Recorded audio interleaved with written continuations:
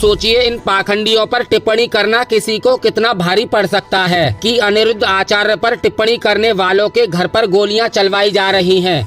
कथावाचक अनिरुद्ध आचार्य पर टिप्पणी करना बॉलीवुड एक्ट्रेस निशा पाटनी को इतना भारी पड़ गया कि उनके घर पर खुलेआम गोलियां चलवाई जा रही हैं। दरअसल हुआ यूं कि दिशा पाटनी के घर पर देर रात फायरिंग की गई है। ये फायरिंग उत्तर प्रदेश के बरेली में उनके घर पर की गई है और इस फायरिंग की जिम्मेदारी उसी लॉरेंस बिश्नोई गैंग ने ली है, जिसने कुछ ही महीने पहले सलमान खान के घर पर भी फायरिंग कराई थी। लेकिन अब दिशा पाटनी के घर पर की गई फायरिंग की जिम्मेदारी लेते हुए एक व्यक्ति सामने आया। उसने फेसबुक पर पोस्ट करते हुए लिखा, मैं वीरेंद्र चारण भाइयों, आज ये जो खुशबू पाटनी दिशा पाटनी बॉलीवुड एक्ट्रेस के घर पर villa number 40 civil line Bareilly में यूपी में फायरिंग हुई है, ये हमने ही करवाई है। इसने हमारे पूज्य संत प्रेमानंद महाराज और अनिरुद्ध आचार्य जी महाराज का अपमान किया था। इसने हमारे सनातन धर्म को नीचा दिखाने की कोशिश की थी। हमारे आराध्य देवी देवताओं का अपमान नहीं सहा जाएगा। ये तो महज एक ट्रेलर था। अगली बार इसने या किसी और ने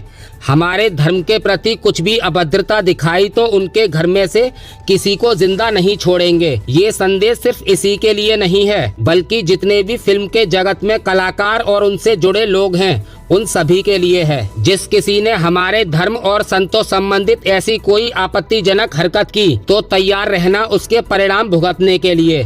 हमें हमारे धर्म की रक्षा के लिए किसी भी हद तक जाना पड़े उसके लिए हम तैयार हैं। हम किसी को भी नहीं छोड़ेंगे। हमारे लिए धर्म और सर्व समाज हमेशा एक है, उसकी रक्षा करना हमारा प्रथम कर्तव्य है। अब जिस व्यक्ति ने इस पोस्ट को फेसबुक पर किया है उसका नाम गैंगस्टर रोहित गोधरा है और इस फायरिंग की जिम्मेदारी गोल्डी बरार गैंग ने ली है, जो लॉरेंस बिश्नोई गैंग से संचालित की जाती है। इन्होंने ही सुबह 4 बजे खुशबू पाटनी के घर पर फायरिंग कराई थी और इसके पीछे की असल वजह अनिरुद्ध आचार्य बताए जा रहे हैं, क्योंकि आपको पता होगा अभी कुछ ही दिन पहले अनिरुद्ध आचार्य ने देश की महिलाओं पर अभद्र टिप्पणी की थी। अनिरुद्ध आचार्य ने कहा था जब लड़कियां 25 साल की हो जाती हैं तो वो 4 जगह मुंह मारकर आती हैं। इसी को लेकर पूजा पाटनी की बहन जो मेयर भी रह चुकी हैं, उन्होंने एक वीडियो के थ्रू इस पर रिएक्शन दिया था और इसी को लेकर उनके घर पर फायरिंग कराई गई है। मेरा प्रेमानंद महाराज जी की वीडियो से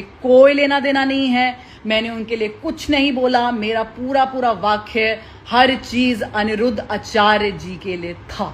30 जुलाई को मैंने अपना एक रिटन क्लैरिफिकेशन भी डाला था। आप लोग मेरी पेज में जाके मेरा रिटन क्लैरिफिकेशन देख सकते हैं। उसमें मैंने ये बात क्लियरली बोली है, बट मुझे ऐसा लग रहा है कि शायद लोगों ने पढ़ा ही नहीं है मेरा ऑफिशियल क्लैरिफिकेशन और दैट इज वाई इस लेवल का ड्रामा चल रहा है।